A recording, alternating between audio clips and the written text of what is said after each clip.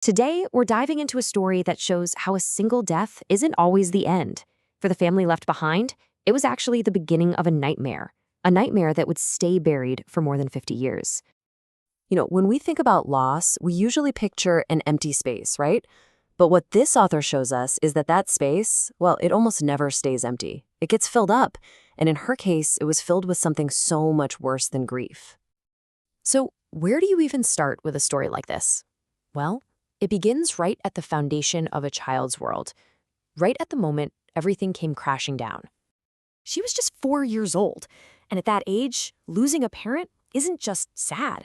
A father, he's like a shield, your safety net. And when that shield is suddenly gone, well, the entire world changes in an instant. And that right there, that's really the core of this whole thing. This isn't just a story about missing a dad. It's about what happens when a child is suddenly left exposed to all the dangers of the world, completely alone. So, with that feeling of safety completely gone, it created this vacuum. And what rushed in to fill that void? Something truly monstrous. The wolves came around. Wow. That's the chilling phrase the sisters used to describe what happened next. The wolves, they were their own uncles. Men who were supposed to step up and protect them, but instead became predators, preying on them right after their father died.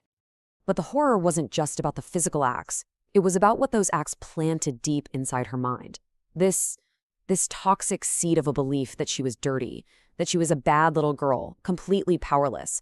And that idea, that narrative, would end up shaping her entire childhood. On top of all that internal damage, there was something else compounding it, coming at her from every single direction, and that was shame. And we're not talking about just one kind of shame here. It was like a constant assault. There was the shame of not having a father, the shame of being poor and needing welfare, the shame from the abuse itself, and then the shame of being shunned by other kids. It's like every new layer just added more and more weight. And here's a story that just shows how the outside world became this cruel mirror for her.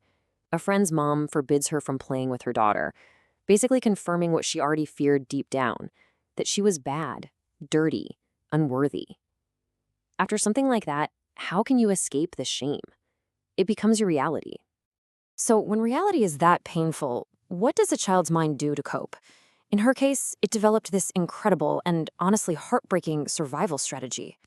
Can you even imagine that? Being in so much pain that your brain's only option is to check out? She literally describes stepping outside of her own body and watching her life happen to this other little girl. It created this buffer from the trauma. Because, in her own words, no one could hurt me if I was not there. And this experience she's describing, it actually has a name. It's called dissociation. It's a real psychological defense mechanism where the mind literally disconnects to protect itself from trauma that's just too overwhelming to handle. Her survival tactic, her escape hatch, it's a known response to extreme pain. Okay, so for decades, this is the life she's living, carrying all of this. But here's the twist. There was this one fundamental piece of her family's story, the thing that was the source of all their shame, that was hidden from her for 54 years. This was the lie they grew up with, the taunts they heard on the playground, the whispers from adults. It wasn't just, your daddy's gone, it was, your daddy's crazy. The idea was that he had bad blood, and by extension, so did they. They were tainted. And that belief, it infected everything. It explains her own deep-seated fear that she might go crazy too. It fueled that feeling of being damaged goods. Their whole identity was built on this one horrible story they'd been told about their father. And then, the truth comes out, and it changes everything. It turns out it was never about bad blood or craziness. It was a tragedy. Her father had died in a mental institution, yes, but it was because of a flawed medical experiment. He wasn't the source of their shame at all. He was a victim.